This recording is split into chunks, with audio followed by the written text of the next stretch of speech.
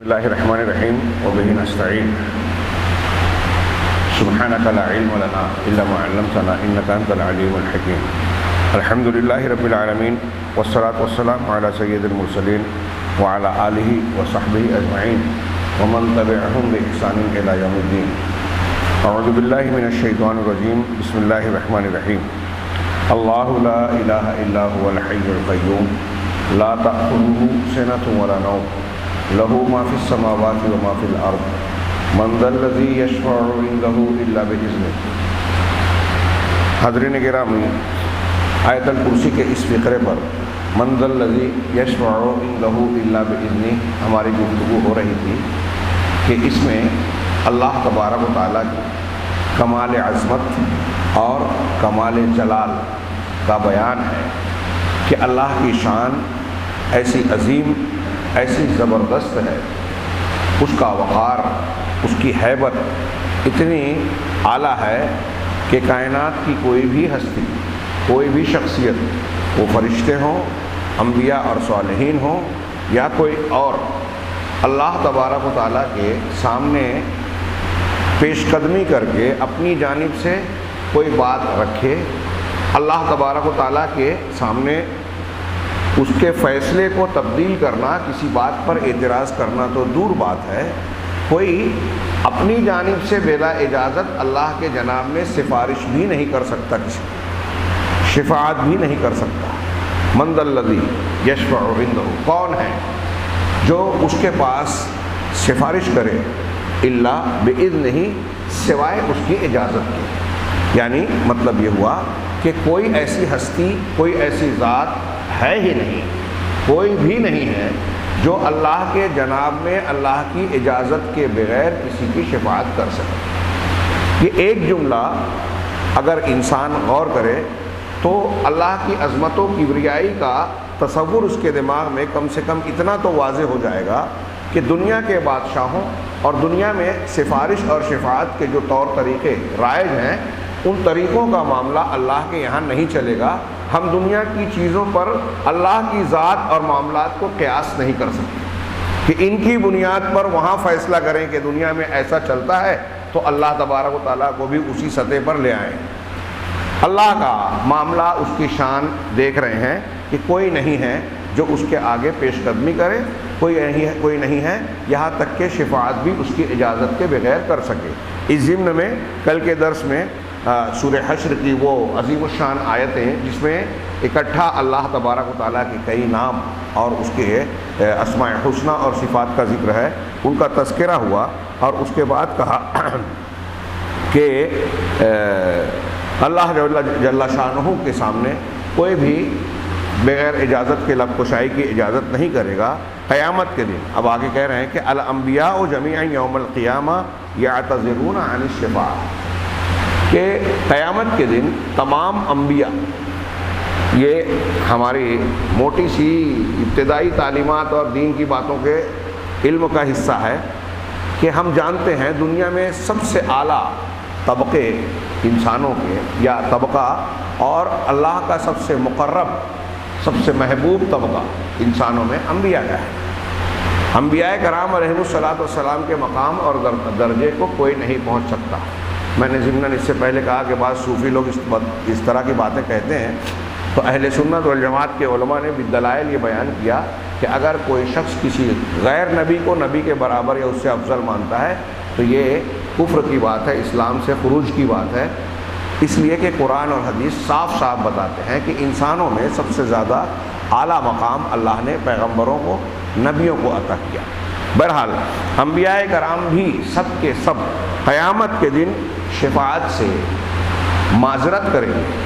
ہاں، لوگوں کا معاملہ بڑا سنگین ہوگا، لوگوں پر کرب، پریشانی، دکھ والی کیفیت ہوگی۔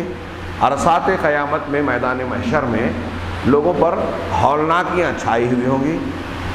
حدیث میں جو نقشہ کھینچا گیا کہ سورج قریب سے قریب تر ہوگا صبا نیزے پر، اور ہر شخص اپنے اعمال کے، گناہوں کے اعتبار سے پسینے میں ڈوبا ہوا ہوگا، کوئی ٹخنوں تک، کوئی پنڈلیوں تک، کوئی گھٹنوں، کوئی کمر، کوئی گلے تک، جس کا جیسا عمل اور گناہ ہوگا اس اعتبار سے پسینے میں ڈوبا ہوگا، انتہائی مشقت ہوگی، نفسی نفسی کا عالم ہوگا۔ ہاں، ایسے میں لوگ کہیں گے آپس میں، یہ ایک لمبی روایت جو بخاری مسلم میں مختلف الفاظ سے مروی ہے، اس کے ایک سیاق کو علامہ ربی نے یہاں پیش کیا ہے۔ اس روایت کو پیش کرتے کرتے درمیان میں تھوڑی سی تشریحات بھی کی ہیں، میں انہی کی عبارت کا ترجمہ پیش کرتا ہوں۔ یہ پہلے حدیث ہے کہ اللہ کے رسول صلی اللہ علیہ وسلم کی حدیث کے بیچ سے لیا کہ علیکم بآدم، لوگ آپس میں کہیں گے ہاں کہ بڑی پریشانی کی حالت ہے، یہ حالت دیکھ رہے کس مقام کو، کس تکلیف میں ہم پہنچ چکے ہیں، تو ایسا کرو آدم علیہ السلام کے پاس تم جاؤ، ہاں تم پر آدم لازم ہے، فیاتون آدم، چنانچہ یہ لوگ حضرت آدم علیہ السلام کے پاس آئیں گے اور ان سے کہیں گے، خطاب کریں گے، انت ابو البشر، کہ اے آدم آپ انسانوں کے باپ ہیں، ابو البشر ہیں، سارے انسانوں کے والد ہیں، باپ ہیں، سارے انسان بنی آدم کہلاتے ہیں، آپ کے بیٹے کہلاتے ہیں، یعنی آپ اولاد ہیں، تو وہ ابو البشر ہیں اور سارے انسان بنی آدم ہیں، آدم کے بیٹے اور وہ بشر کے باپ ابو البشر۔ خلقک، تو آپ ابو البشر ہیں، خلقک اللہ بیدی، اللہ تعالیٰ نے آپ کو اپنے ہاتھ سے بنایا۔ ہاں، قرآن مجید میں اس کا ذکر ہے، ہاں اللہ تعالیٰ نے، گویا یہ حضرت آدم علیہ السلام کی خصوصیات کا ذکر کر رہے ہیں کہ آپ کو یہ مقام حاصل ہے کہ آپ سب کے باپ ہیں اور آپ کو اللہ نے اپنے ہاتھوں سے بنایا۔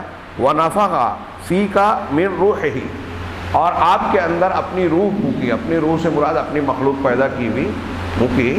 ہاں، اضافت کے کئی معنی ہوتے ہیں، تو یہاں یہ معنی نہیں ہے کہ اللہ کی ذاتی روح، نعوذ باللہ، ہاں اللہ نے جو پیدا کیا ہے وہ ساری چیزیں بھی اللہ کی ہی ہے، تو اللہ کی نے اپنی روح پھونکی۔ اس اعتبار سے حضرت آدم علیہ السلام کے دنیاوی اصولوں کے مطابق نہ باپ ہے نہ ماں، حضرت عیسیٰ علیہ السلام کے باپ نہیں ہیں۔ اس بنیاد پر عیسائی نصارہ جو ہے حضرت عیسیٰ کو اللہ کا بیٹا نعوذ باللہ کہہ کر الوہیت سے ملاتے ہیں، تو اللہ نے ان کا رد کرتے ہوئے جہاں بہت ساری مضبوط دلیلیں دی، یہ انتہائی بہترین دلیل دی، انتہائی ایسی دلیل کہ فوراً اس کو آدمی غور کر کے قبول کر لے کہ اگر اس بنیاد پر آپ عیسیٰ علیہ السلام کو قابل عبادت یا الہ مان رہے ہو کہ وہ بغیر باپ کے پیدا ہوئے، تو پھر ان کی مثال تو آدم کی طرح ہے۔ آدم کو تو اللہ نے مٹی سے بنایا، ان کے باپ اور ماں دونوں نہیں ہیں، پھر آدم سے حضرت حوا کو نکالا، آدم کے مادے سے یا پسلی سے حضرت حوا علیہ السلام کو نکالا، ہاں وہ جو بھی اللہ نے قدرت کے ذریعے سے، تو یہاں دیکھیں کہ حضرت حوا کے بھی ماں باپ ہیں کیا؟ کم سے کم ماں تو نہیں ہے، آدم علیہ السلام کے جسم سے پسلی سے بنایا، یہ بات کہی جا رہی ہے، لیکن ان کی بھی ماں نہیں، تو پھر ان کو بھی عبادت کے لائق مانا جائے۔ بہرحال یہ ان کی خوبی بتائی گئی کہ آپ ابو البشر ہیں، اللہ نے اپنے ہاتھ سے آپ کو پیدا کیا۔ وَنَفَخَ فِيكَ مِن رُوحِهِ، اور اپنی روح کو آپ کے اندر ڈالا، پھونکا، ہاں وَأَمَرَ الْمَلَائِكَةَ فَسَجَدُوا لَهُ، اور پھر آپ کو یہ مقام، یہ فضیلت بخشی کہ سارے فرشتوں کو حکم دیا، ان فرشتوں نے آپ کو سجدہ کیا، مسجود ملائک بنا دیا آدم علیہ السلام آپ کو۔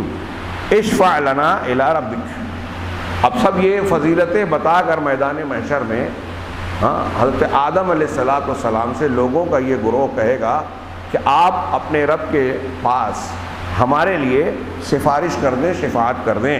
الا تری الی ما نحن فیہ الا تری الی ما قد بلغنا، کیا آپ دیکھتے نہیں کہ ہم کس حالت میں ہیں اور کس پریشانی، کس درجہ پریشانی میں پہنچ چکے ہیں، لہذا آپ اللہ سے سفارش کر دیجئے، یعنی حساب کتاب لے لیں، اس موقف سے، محشر کے میدان سے ہم کو چھٹکارا ملے، جو بھی فیصلہ ہو۔ ہاں آگے کہیں گے فیقول آدم، تب آدم علیہ السلام جواب دیں گے، ان سے شفاعت کی درخواست کی جا رہی ہے، اور درخواست کرنے سے پہلے یہ گروہ انسانوں کا جو جائے گا وہ آپ کے فضائل اور آپ کی اہمیت کو، جو اللہ نے آپ کو مقام اور حیثیت دی ہے، اس کا ذکر کرے گا، لیکن اس کے باوجود حضرت آدم کا جواب کیا ہوگا؟ یہ بخاری مسلم کی حدیثوں میں ہے۔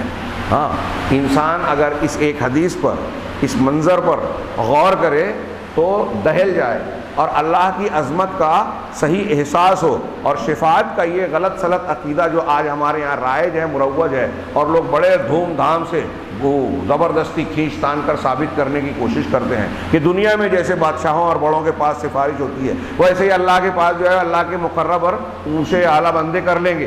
یہ حدیث سننے کے بعد ان کو اگر واقعی عقل ہوش اور ایمان ہے تو کوئی ایسا ماننے اور کہنے کی جرت نہیں کرے گا. سرسری طور سے اسے نہ دیکھیں, آپ نے بہت بار سنی ہوگی. ایک مرتبہ اس منظر کی حقیقت میں جا کے غور کریں کہ میدان محشر ہے, دنیا کے سارے انسان کے لوگ ہیں, کوئی کسی کا کوئی لینا دینا نہیں, ہاں کوئی کسی کے کام نہیں آ رہا ہے, پریشانی کی حالت ہے, کوئی سایہ نہیں ہے عرش کے سائے کے علاوہ. اب ایسی پریشانی کی عالم میں کچھ لوگ جا رہے ہیں پہلے حضرت آدم علیہ السلام کے پاس کہ آپ سب کے باپ ہیں, اللہ نے ہاتھوں سے پیدا کیا, آپ میں روح پھونکی, فرشتوں کو سجدے کا حکم دیا, آپ ہمارے لیے رب کے پاس سفارش کیجئے. دیکھیے کیا حالت ہو گئی ہے, کتنا لوگ حیران پریشان ہیں.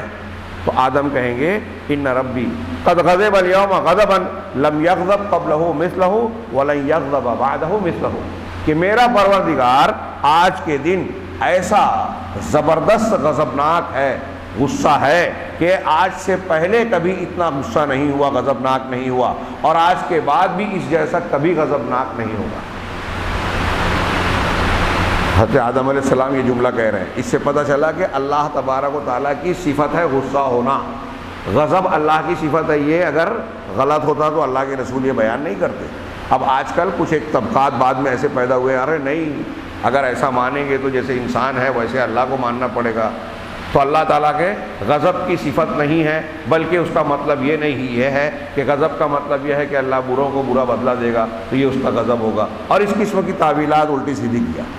اہل سنت والجماعت صحابہ اللہ کے رسول صلی اللہ علیہ وسلم کے طریقے کو مانتے ہیں کہ اللہ کے رسول نے کہا, غضب کا عربی میں جو معنی ہوتا ہے وہی معنی ہے. ہاں یہ الگ بات ہے کہ ہم یہ کہتے ہیں کہ اللہ تعالیٰ کی جو صفات ہیں وہ بندوں کی صفات کے مماثل نہیں ہیں, اس لیے کہ قرآن میں اللہ نے کہا ہے لیسا کمثلہ شیء وہو السمیع البصیر, کہ اللہ کے جیسا کوئی نہیں ہے اور وہ سننے والا دیکھنے والا ہے. یہ اسماء و صفات کی بحث ہے. ہاں میں بیچ میں آئی تو تذکرہ کر رہا ہوں اس لیے کہ ہمارے یہاں اس پر توجہ نہیں دی جاتی, اور اس بنیاد پر عوام تو عوام خواص میں بھی ہمارے ہندوستان پاکستان میں اللہ کے اسماء و صفات سے متعلق بہت غلط فہمیاں ہیں اور غلط عقیدے رائج ہیں, غلط باتیں لوگ بیان کرتے ہیں. خیر, اللہ تبارک و تعالیٰ کی غضب کی صفت ہے, کیسی ہے؟ ہماری طرح نہیں, لیسا کمثلہ شیء, جیسے اس کے شایان شان ہے, جیسے اللہ کے لائق ہے. اللہ کی تمام صفات جو قرآن و حدیث میں ہیں ہم اس کو مانتے ہیں, عربی زبان میں جس معنی میں ہے اسی معنی میں, کیونکہ اللہ اور رسول نے اسی معنی میں بیان کیا. اگر کوئی اور معنی ہوتا تو اللہ اور رسول بیان کرتے, صحابہ اس کو وہی سمجھتے تھے جس معنی میں وہ استعمال ہوتی تھی. ہاں یہ بات طے ہے کہ اللہ تبارک و تعالیٰ کی جو یہ صفات ہیں بندوں کی صفات کی طرح نہیں ہے, اور بندوں کی جو صفات ہیں وہ اللہ کی صفات کی طرح نہیں ہے. دونوں میں کوئی مماثلت نہیں ہے. ہم صفات کو مانتے ہیں بغیر تمثیل کے, بغیر تفکیف کے, نہ اس کا انکار کرتے ہیں نہ اس کی تحریف کرتے ہیں. یہی مسلک حق ہے, اس لیے کہ اللہ اور رسول نے اس کو بیان کیا. تو میرا رب ایسا غضبناک ہے جو آج سے پہلے بھی نہیں تھا, آج کے بعد بھی نہیں ہوگا. ہاں, انہو نہانی عن الشجرۃ فعصیت, اللہ نے مجھے درخت سے منع کیا تھا, جنت میں ڈالا نا تو کہا تھا کہ یہ درخت نہیں کھانا. فعصیتہ, لیکن میں نے اس کی نافرمانی کر ڈالی تھی, منع کیا تھا پھر بھی میں نے کھا لیا. ہاں, نفسی نفسی نفسی, مجھ سے یہ غلطی ہوئی تھی, میرا نفس میرا نفس میرا نفس. یعنی کیا مطلب؟ تینوں جملے کو ملائیے, میرا رب بہت غضبناک ہے, میں نے ایک نافرمانی کی تھی, میرا نفس, مطلب اب مجھے ڈر ہے کہ کہیں اس غضب میں اللہ تبارک و تعالیٰ میری اس غلطی کی پوچھ تاچھ نہ کر لے, بات پوچھ نہ کر لے. اگر ایسا ہوگا تو میں نہیں بچوں گا, میرا کیا ہوگا؟ میں خود پریشانی میں ہوں, میں کیسے بولوں رب کے سامنے, اور وہ تو غضبناک ہے. دیکھیے تین جملے میں باہمی جو ربط ہے, یہ نبی حضرت آدم علیہ السلام کا ڈر, خوف بھی ہے اپنے بارے میں, اور اللہ تبارک و تعالیٰ کی عظمت و کبریائی کا خیال بھی ہے. اللہ کی عظمت اور کبریائی یہ ہے کہ تم نے کہا کہ جاؤ اللہ کے پاس سفارش کرو, میں چلا جاؤں, ایسا نہیں ہو سکتا. سوچیں ذرا سا, یہ جو دنیا کے ہمارے بزرگ پرست, پیر پرست, شخصیت پرست لوگ ہاں بزرگوں کو وسیلہ لگاتے ہیں. ہمارے یہاں بریلوی حضرات تو کھلا کھلا کرتے ہیں یہ شرک اور یہ دین کے مخالف چیزیں. ہاں دیوبندی حضرات کہتے ہیں کہ ہم ویسے نہیں ہیں، ان کو مشرک بولتے ہیں. دیوبندیوں میں بزرگان دین کا وسیلہ لگا کر دعا مانگنا ممنوع ہے، لیکن یہ آپ کو میں بتا رہا ہوں.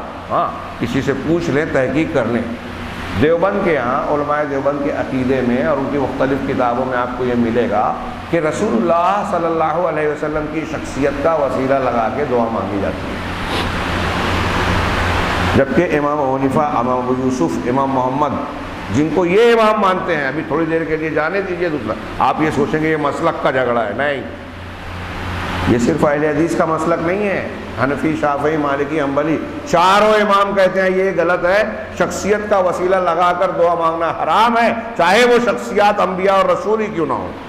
یہ امام ابو حنیفہ رحمہ اللہ کا قول آپ کو شرح العقیدۃ الطحاویہ ابن ابی العز حنفی کی اس میں بھی ملے گا، علامہ ابن تیمیہ کی کتاب الوسیلہ اور دوسری کتابوں میں بھی ملے گا، اور کئی کتابوں میں ملے گا. آج کل سنا ہے کہ کچھ لوگ اس کا رد کرتے ہیں کہ نہیں امام حنیفہ نے منع نہیں کیا ہے، کیونکہ ان کے یہاں علماء رسول اللہ صلی اللہ علیہ وسلم کا وسیلہ لگا کر دعا مانگتے ہیں. آپ کو فضائل اعمال جس کو تبلیغی نصاب کہا جاتا ہے، اس میں وہ جھوٹی حدیث ملے گی مستدرک حاکم کی کہ آدم علیہ السلام کو جنت سے نکالا گیا تو انہوں نے جو اللہ سے مغفرت کی دعا مانگی اس میں بحق محمد، بحق محمد اور اس طرح کے جملے کہا کہ محمد کے حق کے طفیل میں اللہ مجھے معاف کر دے. یہ حدیث اگرچہ امام حاکم نے نقل کی ہے، لیکن امام ذہبی نے کہا کہ یہ حدیث من گھڑت ہے، جھوٹی ہے. اس میں کئی راوی ہیں متہم، دو راوی ایسے ہیں جو انتہائی ضعیف ہے، ایک وضاح ہے. امام ذہبی بھی اور دوسرے محدثین بھی کہتے ہیں کہ یہ حدیث جھوٹی ہے، من گھڑت ہے. اس کی بنیاد پر آج اللہ کے رسول صلی اللہ علیہ وسلم کا وسیلہ لگا کے لوگ دعا مانگ رہے ہیں اور اس کو بیان کر رہے ہیں جھوٹی حدیث کو. جھوٹی حدیث، اب ہم کہہ رہے ہیں جھوٹی حدیث ہے، پھر بھی آپ بیان کر رہے ہو اللہ کے رسول کی حدیث بول کر. صاف اور بخاری مسلم کی حد تواتر تک معنوی طور پر پہنچی ہوئی حدیث ہے کہ من کذب علیہ متعمدا فلیتبوأ مقعدہ من النار. اللہ کے نبی صلی اللہ علیہ وسلم فرما رہے ہیں کہ جو جان بوجھ کر میری جانب جھوٹ بات کو منسوب کرے، مجھ پر جھوٹ باندھے، وہ اپنا ٹھکانہ جہنم بنا لے. اب آپ کو ہم کہہ رہے ہیں کہ یہ جھوٹی حدیث ہے، پھر بھی بیان کر رہے ہو تو آپ اپنا ٹھکانہ جہنم میں بنانے کے لیے تیار ہو. سوچئے، یہ دین کو کھلواڑ نہیں بنایا جائے گا.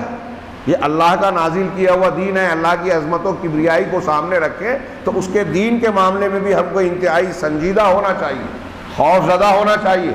اس کی طرف منسوب کر کے جہالت اور بے علمی کے ساتھ کوئی بات بولنے کی جرت نہیں کرنی چاہیے. حضرت عبداللہ ابن مسعود اور کتنے صحابہ تابعین ہیں، حضرت عبداللہ ابن مسعود علماء صحابہ میں سے، وہ کہتے ہیں کہ جب مجھ سے کوئی حلال حرام کا مسئلہ پوچھتا ہے تو میرے رونگٹے کھڑے ہو جاتے ہیں، کیونکہ اگر میں اس کو غلط بتا دیتا ہوں تو اللہ کے یہاں جواب دینا پڑے گا. جو مجھ سے پوچھ رہا ہے، جب میں اس کو جواب دیتا ہوں کہ یہ حلال ہے یہ حرام ہے شریعت اسلامیہ میں، تو اس کا مطلب میں اللہ کی طرف سے نمائندگی کر کے اس کو بول رہا ہوں کہ اللہ یہ کہہ رہا ہے. اگر اللہ نے وہ نہیں کہا ہے تو مجھ پر الزام آئے گا، میں پھنس جاؤں گا، اللہ میری پکڑ کرے گا. لا تقف ما لیس لک بہ علم، جس کا علم نہیں ہے اس چیز کے پیچھے مت پڑو. ان السمع والبصر والفؤاد کل اولئک کان عنہ مسئولا. یہ کان، یہ آنکھ، یہ دل و دماغ، سوچنے سمجھنے کی صلاحیت، ان ساری چیزوں کے بارے میں پوچھا جائے گا، سوال کیا جائے گا. تو بات تھوڑی سی پھیل گئی، لیکن عقیدے سے متعلقہ امور ہیں، بہت ضروری ہے. اور ہمارے یہاں ایک ایک قدم پر ہم دیکھتے ہیں کہ لوگ گمراہیوں کا شکار ہیں. ایک عام سی بات ہے، اللہ کے رسول صلی اللہ علیہ وسلم کا وسیلہ طفیل لگا کے دعا مانگنا یہ جائز نہیں ہے. ابھی ہم شفاعت کے باب میں بتائیں گے، میں آگے شاید یاد نہ رہے تو ایک جملے میں، دو جملے میں بتا دوں کہ جو شفاعت یا سفارش یا وسیلہ لگانا شریعت اسلامیہ میں جائز ہے. اہل علم نے 3 قسم کے وسیلے بتائے ہیں جو جائز ہے. ایک تو یہ کہ آپ اللہ کے ناموں کا وسیلہ لگائیں. دلیل وَلِلَّهِ الْأَسْمَاءُ الْحُسْنَى فَادْعُوهُ بِهَا، یہ قرآن کی آیت ہے. اور اس کے علاوہ بھی دلیلیں ہیں کہ اللہ تعالیٰ کے اسماء حسنہ ہیں، بہترین نام ہیں، اللہ کو انہی کے ذریعے سے پکارو. اور دوسری دلیل ہے قرآن اور حدیث کی دعاؤں میں دیکھیے، ربنا آتنا فی الدنیا حسنہ، ربنا ربنا ربنا اللہم. تو یہ اللہ کا نام لے کر، اس کو ذریعہ بنا کر کہیں اللہ کی صفات کے ذریعے یا حی یا قیوم بے رحمتی کا استغیث نام سے پکارا اور رحمت کا وسیلہ لگایا، تو اللہ کے ناموں اور اس کی صفات کا وسیلہ لگا کے دعا مانگا جا سکتا ہے۔ اے اللہ تو بہت رحیم ہے، رحمان ہے، مجھ پر رحم کر۔ رحمان رحیم نام ہے، اس کا وسیلہ لگایا اور رحم مانگا اسی کے حوالے سے۔ اے اللہ تو بہت معاف کرنے والا ہے، غفور ہے، غفار ہے، مجھ کو بخش دے۔ یہ ناموں کا وسیلہ سب سے بہترین وسیلہ۔ دوسرا وسیلہ جو جائز ہے وہ ہے اپنے نیک اعمال کا وسیلہ۔ ربنا اننا سمعنا منادیا ینادی للایمان ان آمنوا بربکم فآمنا۔ ہاں یہ پوری آیت پڑھیے کہ ہم ایمان لائے فاغفر لنا، لہذا تو ہمیں بخش دے۔ ایسا قرآن کی اور حدیث کی بہت سی دعاؤں میں ہے کہ اپنے نیک اعمال کا حوالہ دے کے دعا مانگی۔ ہاں تو آخرت اور بخشش وغیرہ ایسی چیزیں مانگنی چاہیے، دنیا بھی مانگ سکتے ہیں، اگرچہ یہ افضل نہیں ہے، لیکن اپنے اعمال کا حوالہ دے کے دنیاوی چیزیں بھی بعض اوقات مانگ سکتے ہیں۔ ہاں آخرت کی چیزیں مانگنی چاہیے یا ایسی چیزیں مانگنی چاہیے جس کا فائدہ دنیا اور آخرت میں دونوں، جیسے اللہ تعالیٰ سے ہم کہیں کہ رحم فرما، فتنوں سے بچا، مغفرت فرما، اس کا فائدہ دنیا اور آخرت دونوں جگہ ہوگا۔ وہ 3 لوگ غار میں جو پھنس گئے تھے، غار کا دہانہ بند ہو گیا آندھی طوفان میں، بخاری اور مسلم کا مشہور واقعہ آپ نے سنا ہے۔ تینوں نے اللہ سے لو لگا کر خوب دعا کی اور تینوں نے اپنے اپنے کچھ ایک ایک نیک عمل کا حوالہ دے کے کہا کہ میں نے فلاں عمل کیا تھا رب العالمین، اس کے بدلے میں آج تو ہمارے اس نکلنے کا راستہ پیدا کر۔ تینوں نے جب ایک ایک دعا کی تو وہ چٹان تھوڑی تھوڑی سرکتی گئی، یہاں تک کہ تیسری مرتبہ میں اتنی سرک گئی کہ یہ لوگ نکل سکے۔ اس سے ہم کو یہ بھی سبق ملتا ہے کہ کوئی مصیبت میں اگر ہم پھنس گئے ہیں تو اللہ تعالیٰ سے دعا کرنا ہم کو فائدہ پہنچا سکتا ہے۔ دیکھیے پتھر کو ہٹانے کے لیے کوئی کرین، کوئی مشین، کوئی آدمی، کوئی طاقتور چیز، یا ان کے پاس کوئی اسباب نہیں تھے، صرف اس وقت تھی تو دعا تھی۔ اس دعا سے پتھر ہٹ گیا تو دعا سے کورونا وائرس نہیں ہٹ سکتا۔ ہم جو بھی مصیبت ہو، ڈرنے کی، دہشت زدہ ہونے کی کوئی ضرورت نہیں۔ اگر ہمارے دل میں ایمان ہے، توکل ہے، توحید ہے تو اللہ پہ بھروسہ کیجیے، مانگیے اس سے۔ ہم کو مانگنے کا طریقہ اور سلیقہ آنا چاہیے۔ ہاں یہ اللہ کہتا، اللہ کا در ہے، دربار ہے، جو خود کہتا ہے کہ مجھ سے مانگو میں دوں گا۔ جو مانگنا ہے ہاں خدا سے مانگ اے اکبر، یہی وہ در ہے جہاں آبرو نہیں جاتی۔ اللہ کا در ایسا در ہے کہ آپ اگر نہیں مانگتے تو اللہ ناراض ہوتا ہے۔ من لم یسأل اللہ یغضب علیہ، جو اللہ سے مانگتا نہیں اللہ اس پر غضبناک ہوتا ہے، ناراض ہوتا ہے۔ خیر ہاں تو اللہ کی عظمت کو سمجھے تو یہ بندوں کی طرف آدمی نہیں جائے گا۔ یہ 3 وسیلے جائز تھے۔ تیسرا وسیلہ جو جائز ہے کہ کسی زندہ نیک متقی پرہیزگار آدمی سے آپ گزارش کریں کہ میرے لیے دعا کرو۔ جیسے اللہ کے رسول صلی اللہ علیہ وسلم کے پاس آ کے صحابہ کہتے تھے بارش نہیں ہو رہی ہے دعا کیجیے، ایسا نہیں ہو رہا یہ کیجیے، ہاں میری آنکھ نہیں ہے آپ دعا کیجیے کہ اللہ میری آنکھ لوٹا دے دے۔ ایسے کتنے واقعات، لیکن زندہ ہو۔ جب اللہ کے رسول کی وفات ہو گئی اور قحط پڑا حضرت عمر کے زمانے میں، تو اللہ کے رسول صلی اللہ علیہ وسلم کی قبر مبارک پر صحابہ نے آ کے یہ نہیں کہا کہ آپ کے وسیلے سے بارش مانگتے ہیں یا آپ دعا مانگ دیجیے۔ یہی حضرت عباس کو اللہ کے حضرت عمر نے کہا آپ نماز پڑھائیے استسقاء کی اور دعا کیجیے۔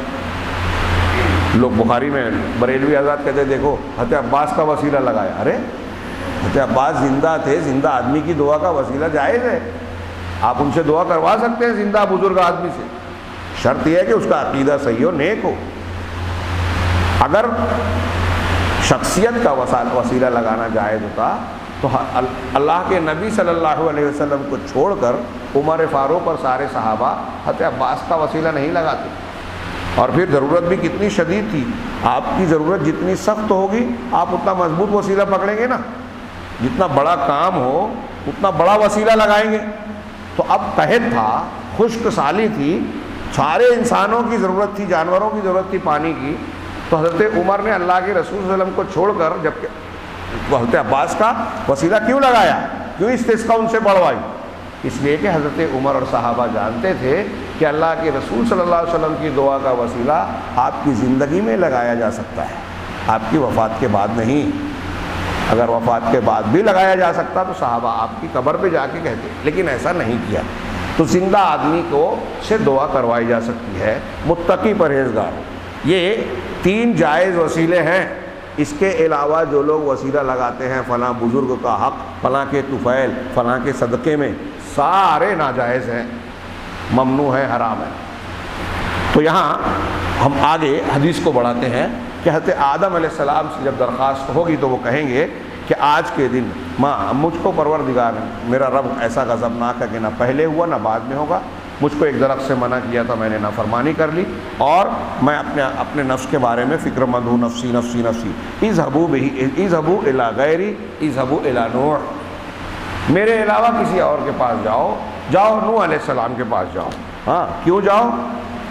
ہاں اس لیے کہ حضرت نوح بھی نبی ہیں، پیغمبر ہیں۔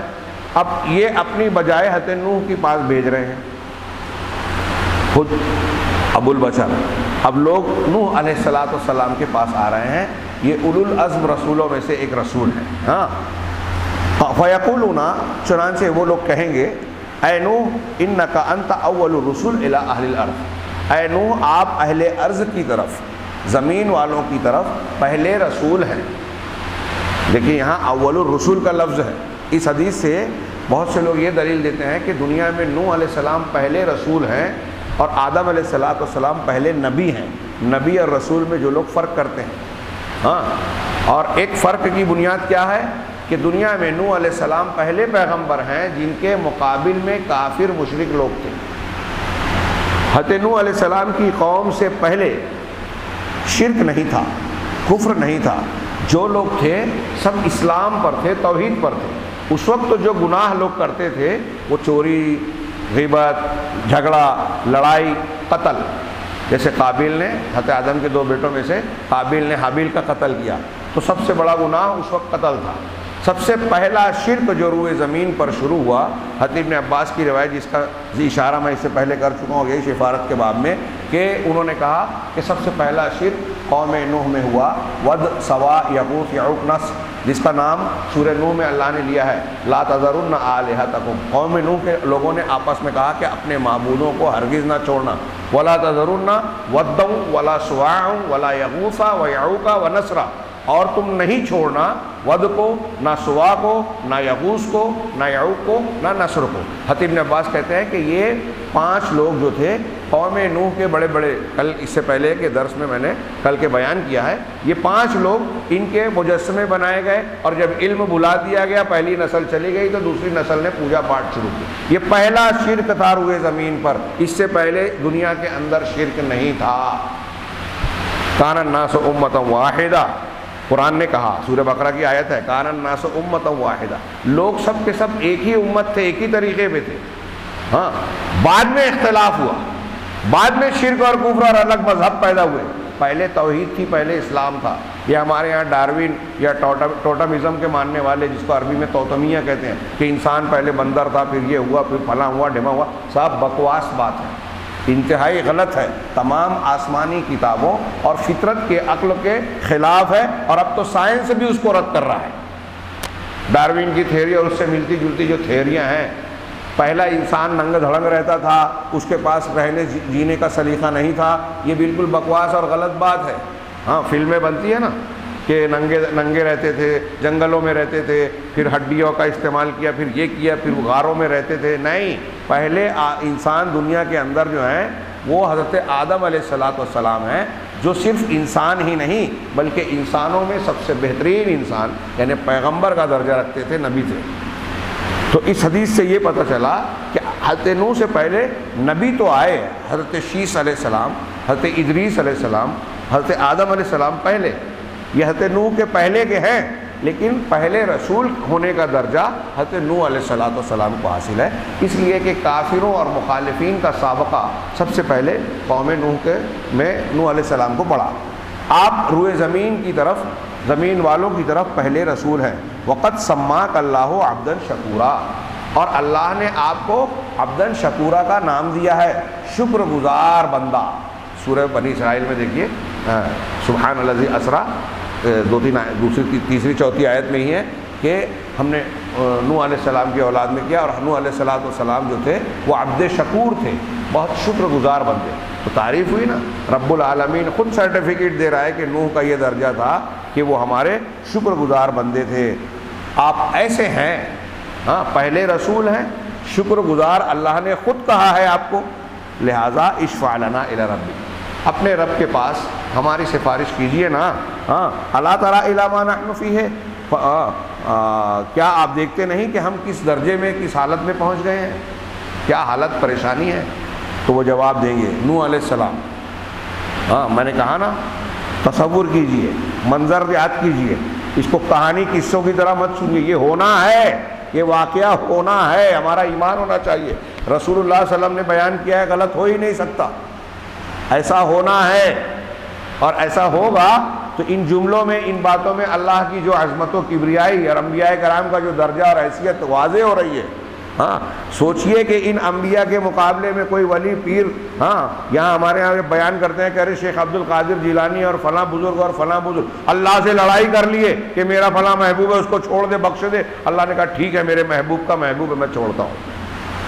ہاں آپ 11 شریف کی مجلسیں اور فلاں یہ جو پڑھی جاتی ہے، لوگوں کو بیان کیا جاتا ہے، اور بزرگوں کی بزرگی کا جو ہے عقیدت کا جو ہے خوب ڈھنڈورا پیٹا جاتا ہے، سر دھنا جاتا ہے. یہ بزرگوں کی بزرگی نہیں بیان کی جاتی. ان کے ساتھ تو غلو کرتے ہیں، اللہ تعالیٰ کی توہین کرتے ہیں. اگر اللہ تعالیٰ کی عظمت کو سمجھے گا بندہ تو ایسے الٹے سیدھے واقعات کو بیان کرنے کی ہمت نہیں کرے گا. کہ اللہ تبارک و تعالیٰ کی بے عزتی کر رہے ہو؟ اللہ سے کوئی لڑے گا؟ یہ دیکھیے فرشتوں، ہم نے بھی وہ حدیث سنی، آیت سنی کہ اللہ صرف وحی کا ارادہ کرتا ہے تو فرشتے بے ہوش ہو جاتے ہیں. یہ انبیاء کا حال میدان محشر میں. نوح علیہ السلام پیغمبر ہے، دنیا کا کوئی بڑے سے بڑا ولی کتنے بھی اعلیٰ درجے کو پہنچ جائے، نچلے بہت کم درجے کے نبی کے مقام کو نہیں پہنچ سکتا. نوح علیہ السلام تو رسولوں میں بھی اولو العزم رسولوں میں شمار ہوتے ہیں، اعلیٰ درجے کے. وہ کیا کہیں گے؟ ان ربی، حضرت نوح کہیں گے فیقول ان ربی قد غضب اليوم غضبا لم یغضب قبلہ مثلہ، کہ میرا پروردگار آج کے دن ایسا غضبناک ہوا ہے کہ نہ اس سے پہلے ایسا غضبناک ہوا اس جیسا، اور نہ بعد میں اس جیسا غصہ ہوگا، اس جیسا غضبناک ہوگا. وَإِنَّهُ قَدْ قَانَتْ لِي دَعْوَةٌ دَعَوْتُهَا عَلَىٰ قَوْمٍ، ہاں میری ایک دعا تھی، یعنی اللہ کی طرف سے ایک دعا دی گئی تھی اسپیشل کہ تم مانگو دیا جائے گا، لیکن وہ دعا میں نے اپنی قوم کے خلاف مانگ لی، بد دعا کی. وقال نوح، سورہ نوح کے آخر میں ہے نا، رب لا تذر علی الکافرین علی الارض من الکافرین دیارا، کہ اے پروردگار رب لا تذر علی الارض من الکافرین دیارا، پروردگار تو زمین پر کافرین میں سے کسی کا گھر چھوڑ مت. ہاں رب کیا ہے آگے جو دعائیں ہیں، تو میں نے اپنی قوم پر وہ بد دعا کر ڈالی، تو جو مجھے اختیار تھا نا میں نے دنیا میں استعمال کر لیا. ہاں نفسی نفسی نفسی. ہاں بعض روایتوں میں مجھے یاد پڑتا ہے، میں بھی شک میں ہوں کہ جو انہوں نے اپنے بیٹے کے بارے میں سفارش کی تھی شاید اس کو بھی یاد کریں گے. ہاں میرا نفس میرا نفس میرا نفس، اذهبوا الی غیری اذهبوا الی ابراہیم، میرے علاوہ کسی دوسرے کے پاس جاؤ، حضرت ابراہیم علیہ السلام کے پاس جاؤ. اس سے یہ بھی پتہ چل رہا ہے کہ دیکھیں جن لوگوں کے پاس بھیجا جا رہا ہے وہ نبیوں میں بھی اونچا درجہ رکھتے ہیں نا. آدم کے پاس اس لیے جائیں گے کہ وہ ابو البشر ہیں، سب کے باپ ہیں، اس لیے ذمہ دار ہیں، تو پہلے وہاں گئے. اب انہوں نے حضرت نوح کے پاس بھیجا، نوح علیہ السلام حضرت ابراہیم کے پاس بھیج رہے ہیں. گویا پیغمبروں کو بھی اس بات کا علم ہوگا، یا اس حدیث سے یہ پتہ چلتا ہے کہ ان پیغمبروں کا درجہ بھی پیغمبروں میں اونچا ہے. تو حضرت ابراہیم کے پاس جاؤ. ہاں فیاتون ابراہیم، کون ابراہیم ہے؟ آگے دیکھیے ان کا مقام یہاں خود ذکر ہے کہ ابراہیم کے پاس آئیں گے اور کہیں گے اے ابراہیم انت نبی اللہ، آپ اللہ کے نبی ہیں، وہ خلیلہ، اور اس کے خلیل ہیں، خلت کے مقام سے نوازا. واتخذ اللہ ابراہیم خلیلا، ہاں اللہ نے ابراہیم کو خلیل بنایا. اللہ کے نبی صلی اللہ علیہ وسلم اور حضرت ابراہیم، یہ دو لوگ اللہ کے خلیل بنائے گئے دنیا میں سے. تو آپ کا یہ مقام، وہ آپ خلیل کا معنی مفہوم سنتے رہتے ہیں، میں اس میں نہیں جاتا. ہاں روئے زمین والوں میں آپ کو اللہ نے، آپ ان کے اللہ کے خلیل ہیں. اشفع لنا الی ربک. اور کیا کیا مقام ہے حضرت ابراہیم کا قرآن میں، ان کی جو تعریفات کی گئی ہیں کہ اللہ نے ان کو سارے لوگوں کا امام بنایا. ان کے آنے کے بعد کوئی نبی ان کی نسل کے باہر پیدا نہیں ہوا. انی جاعلک للناس اماما، اور ان کے جو مقامات ہیں ابھی آگے بیان کریں گے. ہاں آپ کیا سفارش کیجئے، کیا دیکھتے نہیں کہ ہماری کیا حالت ہو گئی ہے، کتنی پریشانی ہے. حضرت خلیل الرحمن جواب دیں گے حضرت ابراہیم فیقول ان ربی قد غضب اليوم غضبا لم یغضب قبلہ مثلہ ولن یغضب بعدہ مثلہ، میرا پروردگار آج اتنا غضبناک ہے، غصہ ہے کہ نہ پہلے ایسا غصہ ہوا نہ بعد میں ایسا ہوگا۔ ہاں وانی قد کنت کذبت ثلاث کذبات، اور میں نے 3 جھوٹ بولے تھے، 3 جھوٹ بولے تھے۔ دیکھیے ہر نبی یہاں اپنی اپنی گویا غلطیاں یاد کرے گا، تو 3 جھوٹ بولیں گے۔ یہ جو 3 جھوٹ کا لفظ یہاں ہے، یہ بخاری مسلم کی ایک دوسری روایت میں اس کی وضاحت ہے کہ حضرت ابراہیم نے کبھی جھوٹ نہیں بولا سوائے 3 جھوٹ کے، اور پھر ان 3 جھوٹوں کا ذکر ہے۔ ایک تو وہ سب بتوں کو جب توڑا تھا اور توڑنے کے بعد کلہاڑے کو بڑے والے بت کی گردن میں ڈالا، ہاں، اور لوگوں نے جب پوچھا تو کہا یہ بڑے والے نے توڑا ہے، ان سے پوچھ لو۔ قرآن میں بھی ہے یہ، بل فعلہ کبیرہم فاسألوہم ان کانوا ینطقون، سورہ انبیاء میں پڑھیے کہ نہیں یہ بڑے والے نے توڑا ہے، اگر تم کو پوچھ رہے ہیں نا تو یہ ٹوٹے پھوٹے تمہارے معبود پڑے ہیں نا، ان سے پوچھ لو۔ تو انہوں نے کہا کہ تم کو معلوم ہے ابراہیم یہ بول نہیں سکتے، تو بولے جو بول نہیں سکتے، اپنے آپ کو بچا نہیں سکتے، ان کو تم پوچھتے ہو؟ ارے اوف ہے تم پر، یہی سمجھانا تھا حضرت ابراہیم کو۔ ہاں تو جو کہا تھا کہ بڑے والے نے کیا، ایک جھوٹ یہ ہے، توڑا خود تھا، کہا بڑے والے نے توڑا، پوچھ لو ان سے۔ ایک جھوٹ یہ تھا کہ جب قوم نے کہا چلو وہ میلے میں، تو کہا میں بیمار ہوں، سورہ صافات میں ہے، فنظر نظرۃ فی النجوم فقال انی سقیم، ستاروں کی طرف دیکھا اور کہا میں بیمار ہوں۔ تیسرا جھوٹ کیا تھا؟ وہ بادشاہ نے جو آپ کی بیوی کے بارے میں پوچھتا ہے، جو خوبصورت عورتوں کو اپنے پاس رکھ لیتا تھا لونڈی بنا کر، اگر وہ بیوی ہے تو پوچھا تو وہ کیا ہے، تو کہا کہ یہ میری بہن ہے۔ ہاں بچانے کے لیے اپنی عزت اور اپنی جان اور اپنی بیوی کو۔ بعد میں اس کا جواب تو خود ہی اسی حدیث میں ہے، حضرت ابو ہریرہ کی روایت ہے بخاری مسلم کی، کہ بعد میں ان کی بیوی نے خود پوچھا کہ آپ نے مجھے بہن کیوں کہا، تو کہا مسلمان کے بھائی بہن ہوتے ہیں، اس رشتے سے ہم بھائی بہن۔ تو پتہ یہ چلا کہ ایک چیز جو حضرت ابراہیم کا وہاں مقصد تھا دل میں، وہ سمجھنے میں غلطی کی کہ بھائی بہن کا رشتہ اسلامی اعتبار سے کہا تھا، اور وہ بھی عزت اور جان بچانے کے لیے، کسی کو دھوکہ دینے کے لیے نہیں۔ لیکن بات صحیح تھی، سننے والے نے سمجھا نہیں۔ جھوٹ کے جھوٹ ہونے کے لیے 2 چیزیں ہونا کم سے کم ضروری ہے۔ ایک تو یہ کہ جو بات آپ کہہ رہے ہیں وہ حقیقت کے خلاف ہو، خلاف واقعہ ہو، ایک جھوٹ میں، اور دوسرا یہ کہ جس سے آپ کہہ رہے ہیں اس کو آپ کو دھوکہ دینا مقصد۔ تو یہ جھوٹ ہوگا جو گناہ۔ ابھی فرض کیجئے کہ آپ میں سے یہاں سے کوئی اٹھ کے باہر جاتا ہے، میں ایک مثال دوں ایسی بات کی کہ جو جھوٹ ہے لیکن جھوٹ نہیں ہے۔ جیسے ابھی یہاں سے ایک آدمی اٹھ کر گیا اور وہاں تھوڑی دور 4-5 فرلانگ پہ پہنچا، یہ یہاں سے نکل کر گئے، اس کے پیچھے مسجد کے امام صاحب بھی اٹھ کر نکلے اور ادھر سے راستے سے کہیں اور چلے گئے۔ اب ان سے وہاں راستے میں کوئی ملا اور پوچھے کہ آپ کہاں سے آ رہے ہو؟ مسجد سے آ رہا ہوں۔ تو وہ کہیں گے کہ امام صاحب ہیں کیا مسجد میں؟ ہاں امام صاحب ہیں۔ جب وہ یہاں سے گیا تو یہ بیٹھے تھے، تو اس نے پوچھا تو کہہ دیا کہ ہاں امام صاحب ہیں۔ اب جب وہ یہاں پہنچے تو دیکھا کہ امام صاحب نہیں ہیں۔ اب کسی دوسرے سے پوچھے کہ یار وہ تو بول رہا تھا کہ امام صاحب مسجد میں ہیں، اب وہ بولتا ہے کہ نہیں، اس نے جھوٹ بولا، تم سے اس نے جھوٹ بولا، امام صاحب نہیں ہے۔ جھوٹ ہے نا اس کا کہنا جھوٹ ہے کہ نہیں ہے؟ اس نے جو یہ کہا کہ امام صاحب ہیں اور یہ بول رہا ہے کہ اس نے جھوٹ بولا، تو کیا وہ جس نے کہا کہ امام صاحب ہیں وہ گنہگار ہو گیا؟ گنہگار ہوا کیا؟ آپ لوگ فتویٰ دیجئے۔ نہیں ہوا نا، کیونکہ جب وہ یہاں سے گیا اس وقت امام صاحب مسجد میں موجود ہیں اور اس نے اپنے علم کے مطابق یہ بات کہی۔ اب وہ لا علمی کی بنیاد پہ کہہ رہا ہے تو اس کی بات حقیقت کے خلاف ہے، اگرچہ واقعے کے خلاف ہے، لیکن اس کا مقصد سامنے والے کو دھوکہ دینا، جھوٹ بولنا نہیں ہے۔ وہ جو سمجھ رہا ہے اس حساب سے اس نے کہا، تو جھوٹ اس کا حقیقت میں جھوٹ ہے لیکن جھوٹ نہیں ہے۔ حضرت ابراہیم علیہ السلام کے جھوٹ بھی ایسے ہی جھوٹ ہے جو خود انہوں نے وضاحت کیے ہیں آگے چل کے۔ یہ میں نے اس لیے تھوڑی سی وضاحت تمہید کے طور پر بھی کی ہے کہ اس حدیث کو لوگوں نے بہت مشق ستم بنایا. یہ حدیث شفاعت میں 3 جھوٹ کا ذکر ہے، اس کو بھول جاتے ہیں. وہ جو بخاری مسلم میں ہے کہ ابراہیم نے زندگی میں صرف 3 جھوٹ بولا، اس کو مولانا ابوالکلام آزاد جیسے آدمی نے بھی لکھ دیا کہ اس حدیث کے راویوں کو ہم جھوٹا بول دیں یہ زیادہ اچھا ہے اس سے کہ ہم کسی نبی کو جھوٹا بولیں. بولنے میں سننے میں بہت اچھا لگتا ہے.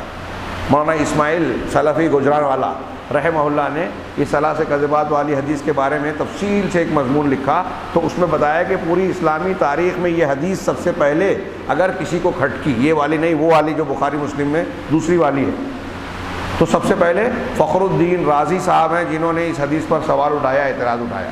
پھر اس کے بعد قابل ذکر شخصیت مولانا آزاد ہیں جو صاحب علم آدمی ہیں لیکن انہوں نے ٹھوکر کھائی یہ بیان کرنا. پھر انہوں نے ذکر کیا کہ اس کے بعد تیسرے نمبر پہ ابو الاعلیٰ مودودی ہیں، تو ان کا معاملہ ایسا ہے کہ وہ جب بھی علم کی معروف شاہراہ پر چلے تو بھٹک گئے. بڑا خطرناک جملہ کہہ دیا کہ علم کے راستے پہ چلے تو انہوں نے کہیں نہ کہیں ٹھوکر ضرور کھائی، تو ان کا کوئی ذکر نہیں ہے. بہرحال یہ اتنا آسان نہیں ہے کہ آپ بخاری مسلم کے ایک حدیث کے راویوں کو جو ہے جھوٹا بول دیں. تو آپ بخاری مسلم کے راویوں کو جھوٹا بولتے تو سیدھا سمپل معاملہ سمجھتے ہیں، بات وہیں تک رہے گی. ان راویوں کی جتنی حدیثیں ہیں سب پر سوالیہ نشان کھڑا ہو جائے گا. پھر ان راویوں کو قبول کرنے والے امام بخاری کے بعد دیگر محدثین جن اصولوں کی بنیادوں پر ان راویوں کو صحیح سچا ثقہ مانا گیا، وہ سب لفڑے میں آ جائے گا. سارا حدیث کا جو ہے پورا ڈھانچہ ٹوٹ پھوٹ کا شکار ہو جائے گا. پوری حدیثوں کو رد کرنا پڑے گا آپ کو. بخاری صحیح بخاری مسلم غیر معتبر ہو جائے گی. لہذا ہمارے یہاں یہ جاہل منکرین حدیث جو ہے نا، اس نقطے کو، اصولی باتوں کو سمجھتے نہیں ہیں. عقل اور علم دونوں نہیں ہوتا اور سمجھتے ہیں کہ ہم کو بہت علم ہے بہت عقل ہے. اللہ کے گھر میں بول رہا ہوں، نہ ان کے پاس عقل ہے نہ علم ہے. اور میں ایسا اب تک یہی جانتا ہوں کہ دنیا میں ایک سے ایک جاہل طبقات آپ کو ملیں گے، لیکن جو قرآن حدیث کے ماننے کے تناظر میں جو ہمارے معروف لوگوں میں آپ دیکھیں گے، ہمارے ارد گرد میں سب سے بیوقوف لوگ جو دکھتے ہیں نا، وہ منکرین حدیث ہے میرے نزدیک. سامنے کی باتیں ان کی سمجھ میں نہیں آتی اور دوسروں کی عقل کی، دوسروں کی باتوں کو نقل کرتے کہتے میری عقل میں نہیں آتی. ابھی تیری عقل ہے ہی کہاں؟ تو خود دوسروں کی بات کہہ رہا ہے. مستشرقین جن کی باتوں کو اہل علم نے زبردست انداز میں توڑ پھوڑ کر رکھ دیا، جواب دے دیا ہے، ان کو لے کر گھومتے رہتے ہیں. تو خیر یہ 3 حدیث 3 جھوٹ والی جو بات ہے، یہاں آپ ایک خاص بات میں آپ جواب کئی طرح سے جواب دیتا ہوں، اگر اس کا صرف جواب دو تو ایک درس لگے گا. اس میں صرف آپ کی توجہ اس بارے میں مبذول کرنا چاہتا ہوں کہ امام بخاری نے یہ جو حدیث جو 3 جھوٹ والی روایت ہے، وہ حضرت ابراہیم علیہ السلام کے مناقب میں یعنی فضیلت کی باتوں میں نقل کی. کہتے ہیں کہ حضرت ابراہیم علیہ السلام کی عمر 120 سال تھی. کتنی تھی؟ 120 سال کی عمر. 120 سال کی عمر میں ایک بندہ کبھی جھوٹ نہیں بولتا، اور بولا تو یہ 3 بولا. یہ اس کی 3 جو جھوٹ بولا، یہ دنیا کے لیے بولا، دھوکہ دینے کے لیے کہا، کسی غلط کام کے لیے کہا، بتوں کو توڑنے کے بعد کہہ رہے ہیں کہ بڑے نے توڑا. کون سا جھوٹ تھا یہ؟ اللہ کے لیے تھا نا. اور جھوٹ بھی کیسا تھا کہ قوم نے مانا کیا؟ اگر آپ کسی کو دھوکہ دینا چاہ رہے ہیں، ہاں کسی سے پیسہ ہڑپنا چاہتے ہیں تو جھوٹ بولتے ہیں کہ میں نے تمہارا وہ کام کر دیا، اتنا پیسہ ہوا، تو آپ کا فائدہ ہو رہا ہے نا. حضرت ابراہیم کا یہاں کیا فائدہ ہوا؟ قوم نے مانا کہ حضرت ابراہیم کہہ رہے ہیں بڑے والے نے توڑا تو مان لیا کیا؟ یہاں دھوکہ دینا مقصد ہی نہیں تھا اور قوم نے مانا بھی نہیں. اسی لیے تو کہا بعد میں کہ ان کو جلاؤ، آگ میں ڈالو، اپنے معبودوں کی مدد کرو، اس نے توڑا ہے. مطلب حضرت ابراہیم کا وہ جواب انہوں نے مانا نہیں، نہ حضرت ابراہیم ان کو یہ منوانا چاہتے تھے. قبول کیا حضرت ابراہیم نے کہ ہاں میں نے توڑا ہے. یہ دوسرے لفظوں میں یہ کہنا چاہیے، یہ نہیں کہہ رہے ہیں کہ یہ توڑا میں نہیں توڑا. جب انہوں نے کہا کہ یہ بول نہیں سکتے، یہ توڑ نہیں سکتے، تو پھر کہا تم پھر کیوں پوچھتے ہو؟ اس کا مطلب حضرت ابراہیم کہہ رہے ہیں کہ ہاں میں نے توڑا، لیکن تم کو سمجھانے کے لیے توڑا. اسی لیے تو ان کو آگ میں ڈالنے کا فیصلہ ہوا نا. تو قوم نے دھوکہ کھایا نہیں، اس لیے وہ جھوٹ نہیں تھا.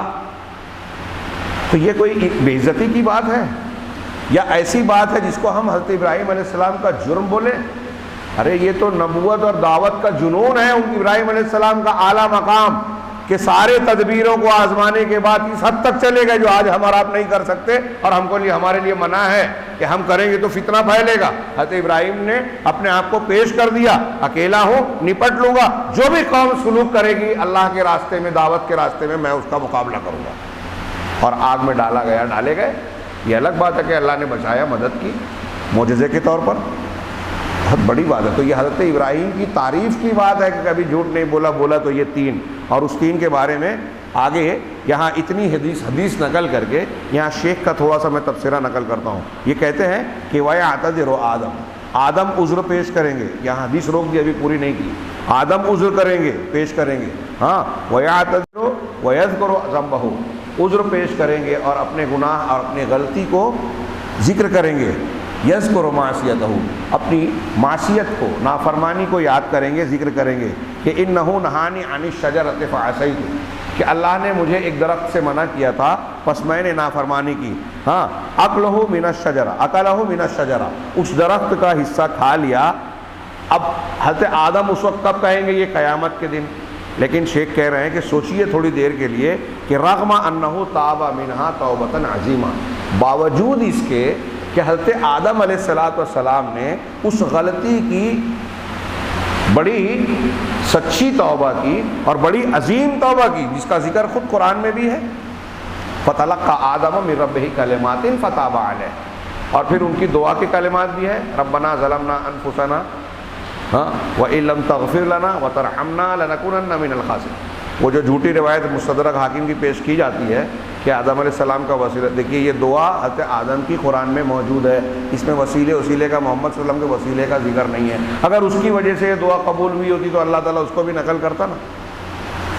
تو حدیث موضوع ہونے کے ساتھ قرآن کے خلاف بھی، اس لیے وہ سامنے رہے۔ اور یہاں وہ ذکر کر رہے ہیں کہ حضرت آدم کی وہ غلطی جو ہے معاف ہو چکی تھی، اللہ نے ان کو توبہ کی توفیق دی، ان لوگوں نے، حضرت آدم اور حوا علیہ السلام نے توبہ کی اور عظیم توبہ کی، اور اللہ نے ان کی توبہ کو قبول کیا۔ وَمَعَ ذَلِكَ لَا يَزَالُ الْحَيَاءُ مِنَ اللَّهِ يُلَاحِقُهُ، اس کے باوجود اللہ تبارک و تعالیٰ کے جناب میں حیا اور شرم ان کے ساتھ رہے گی، حضرت آدم علیہ السلام کے ساتھ۔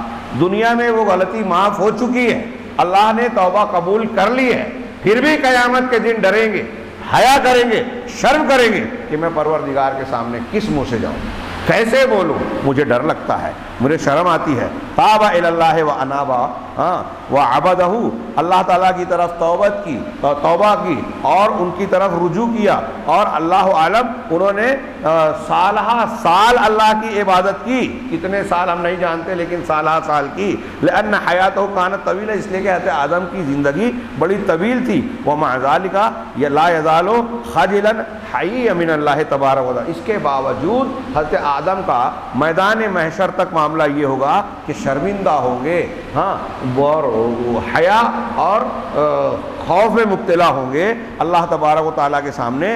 وہ شرمائیں گے اس بات سے کہ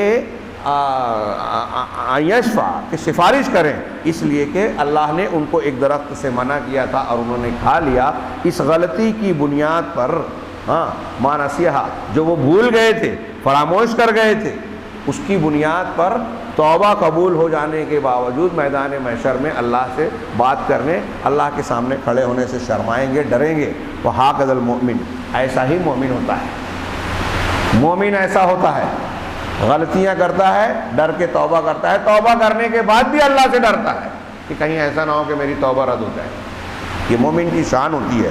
نوح، اس کے بعد نوح علیہ السلام، ہاں، اپنی قوم کو 50 کم 1000 سال، یعنی 950 سال تک دعوت دی۔ قرآن نے یہ بات کہی، 950 سال تک اللہ تعالیٰ کے راستے میں دعوت کے کام میں محنت مشقت کی، سب کچھ لگایا۔ ان کی دعوت کا طریقہ سورہ نوح میں دیکھیں، انی دعوت قومی لیلا و نہارا، میں نے دن اور رات ان کو دعوت دی۔ پھر کیا کیا کیا اس میں بیان کیا گیا کہ دن اور رات، سرم و جہارا، یعنی چھپ کر کھل کر ہر طریقے سے دعوت دی۔ وما یزدادون الا کفرا و ضلالا و عنادا، اس کے باوجود قوم نوح نے کفر، ضلالت، گمراہی، ہٹ دھرمی اور دشمنی میں ہی اضافہ کیا۔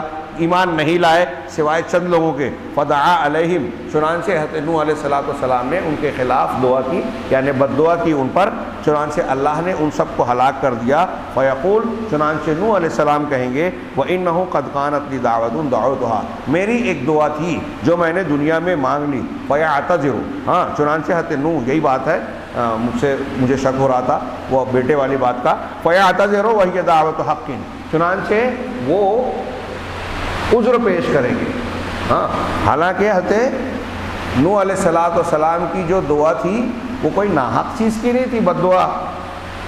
حضرت نوح علیہ السلام کی بد دعا غلط تھی کیا؟ اگر بد دعا غلط ہوتی تو اللہ تعالیٰ نے جب اپنے بیٹے کے مرنے پر انہوں نے اللہ سے کہا کہ یہ میرے گھر والا ہے، تو اللہ نے ڈانٹا تھا نا، اِنَّهُ لَيْسَ مِنْ أَهْلِكَ، وہ تمہارے اہل کا حصہ نہیں ہے. اِنَّهُ عَمَلٌ غَيْرُ صَالِحٌ، وہ برے عمل والا ہے. تو ایسے یہاں بھی اللہ ڈانٹ دیتا کہ حضرت اے نوح تم جو بد دعا کر رہے ہو تمہاری بد دعا غلط ہے. وہی کہہ رہے ہیں شیخ ربیع کہ ان کی دعا حق تھی، بد دعا کرنا غلط نہیں تھا. 950 سال محنت کی، پھر بھی ستا رہے ہیں، پریشان کر رہے ہیں. ہاں، اور ایک پیغمبر اپنی قوم کا بھلا چاہتا ہے، برے اخلاق والا نہیں ہوتا کہ لوگوں کو اذیت تکلیف پہنچائے، لوگوں کو دنیاوی اعتبار سے کوئی پریشانی میں مبتلا کرے. حق کی دعوت دے رہا ہے، کچھ مانگ نہیں رہا ہے، ان کو خود ان کے فائدے کی باتیں بتا رہا ہے، اور خود بھی اخلاق میں سب سے بہترین ہوتے ہیں پیغمبر. اس کے باوجود نہیں مانا، ساری محنت کرنے کے بعد. تو یہ جو ان کا پس منظر اور حالات تھے، اس تناظر میں ان کی یہ دعا بد دعا برحق تھی. واللہ ایدہ فی ذلک، اور اللہ نے ان کی اس سلسلے میں تائید بھی کی، طاقت بھی دی. وانتقم لہ من اعدائہ، اور حضرت نوح کے لیے ان کے دشمنوں سے انتقام بھی لیا اللہ تعالیٰ نے. ومع ذلک، اس سب کے باوجود جعلہا عذرا، حضرت نوح علیہ السلام نے اسی بد دعا کو اپنے لیے عذر بنایا یا بنائیں گے قیامت کے دن کہ دیکھو میں نے ایسا کیا تھا نا، اس لیے مجھ کو اللہ کے سامنے اب کچھ کہتے ہوئے شرم آتی ہے، ڈر لگتا ہے، آج ایسا غضبناک ہے. الحیاء من اللہ امر عظیم، اللہ سے حیا کرنا، ڈرنا، یا میں ڈرنا جوڑ رہا ہوں ساتھ میں. حیا اور ڈر ایک طریقے سے، یہ جو ایمانی حیا ہے نا، اس میں ڈر بھی جڑا ہوا ہے، عظمت اور تعظیم بھی جڑی ہوئی ہے. جس کی جتنی تعظیم کرتا ہے بندہ اتنا زیادہ اس سے حیا کرتا ہے نا. آپ اپنے دوستوں کے سامنے بے تکلف رہتے ہیں، لیکن کوئی ایسا آدمی آپ کا استاد، ٹیچر، یا آپ کے ابا، چاچا، بابا آ گئے تو آپ شانت بیٹھ جاتے ہیں. جس طریقے سے دوستوں سے بے تکلف ہے ان سے نہیں ہے، یہ ان کی تعظیم بھی ہے، ان سے حیا بھی ہے. ایسے اور بھی لوگ ہیں. تو اللہ تبارک و تعالیٰ کی شان اور ذات تو سب سے زیادہ اونچی ہے، جن سے انسان کو، بندوں کو شرمانا چاہیے، حقیقت میں تعظیم کرنی چاہیے. تو یہ انبیاء ہیں، تو اللہ تعالیٰ سے شرمانا، حیا کرنا بہت بڑی بات ہے. پھر نبوت الاولیٰ، پچھلی نبوتوں میں یہ قول ہے، اللہ کے رسول نے فرمایا کہ ان مما ادرک الناس من کلام النبوت الاولیٰ، کہ پچھلی نبوتوں کے کلام میں سے لوگوں نے جو بات پائی ہے وہ ایک بات یہ ہے کہ اذا لم تستحی فاصنع ما شئت، کہ اگر جب تم شرم و حیا چھوڑ دو، تمہارا شرم کا دامن تم چھوڑ دو، تو پھر جو چاہو کرو. یعنی شرم و حیا ہی ہے جو انسان کو غلط کاموں سے روکتی ہے، الٹی سیدھی حرکتوں سے باز رکھتی ہے. جب شرم کا کپڑا آپ نے اتار دیا، ہمارے یہاں بولتے ہیں نا اردو میں، ارے وہ ننگا ہے یار. کیا مطلب ہوتا ہے؟ کہ مطلب اس کو کسی کی شرم حیا، کسی کا لحاظ رعایت نہیں ہے، وہ کچھ بھی کر سکتا ہے، وہ بالکل ننگا ہے، ننگائی پہ اتر آیا ہے. یہ مالیگاؤں میں ایک کامن جملہ بولا جاتا ہے، کہ سمجھ لیجئے کہ یہ نبوت کے اس اعلیٰ جملے کا ایک حصہ ہے کہ اگر شرم نہیں ہے تو پھر جو چاہے کرو، کون بولنے ٹوکنے والا ہے؟ اور کوئی بولے گا ٹوکے گا تو تم کو پرواہ ہی نہیں ہے. تو شرم نہیں ہے تو کچھ بھی کر سکتے ہو. فالحیاء خلق عظیم جدا جدا، ڈبل کہا کہ چنانچہ حیا، اللہ سے شرمانا، یہ بہت بہت بڑی عظیم صفت ہے، خوبی ہے، اخلاقی اعتبار سے. یجب ان یتحلی بہ المؤمن، واجب ہے، ضروری ہے کہ مومن اس سے اپنے آپ کو آراستہ کرے، اس زیور کو پہنے. اب اس کے بعد شیخ رحمہ اللہ نے حضرت ابراہیم علیہ السلام کے بارے میں کہا کہ انہوں نے جو 3 جھوٹ بولا، تھوڑی سی میں نے تشریح کی، وہ شیخ نے بڑے اچھے انداز میں کی ہے. میں چاہتا ہوں کہ اس کو بھی پھر سے ہم ایک اچھے انداز میں گزریں. انشاءاللہ کل کے درس میں وہیں سے بات شروع کریں گے. حدیث کا بقیہ حصہ بھی ابھی باقی ہے شفاعت سے متعلق. یہ بہت اہم مبحث ہے، اس کو اچھی طرح ذہن و دماغ میں آپ بسا لیں، رچا بسا لیں. اس موضوع کو نہ سمجھنے کی بنیاد پر انسان کے عقیدے میں دراڑ آ جاتی ہے، جو آج ہم اپنے ارد گرد میں بہت سارے لوگوں کے یہاں یہ خامی دیکھ رہے ہیں. تصوف کے نام پر، دوسرے مسلک کے نام پر، وہ نام جو بھی دیں، قرآن کی یہ واضح اور صاف صاف تعلیم کو آج بہت سے لوگ سمجھ نہیں پاتے، جس کی وجہ سے بدعقیدگیوں کا شکار ہے. اللہ تعالیٰ ہمیں صحیح عقیدہ، صحیح دین اختیار کرنے کی توفیق عطا فرمائے اور اس کے ذریعے سے دنیا اور آخرت میں کامیابی سے نوازے. وآخر دعوانا ان الحمد للہ رب العالمین.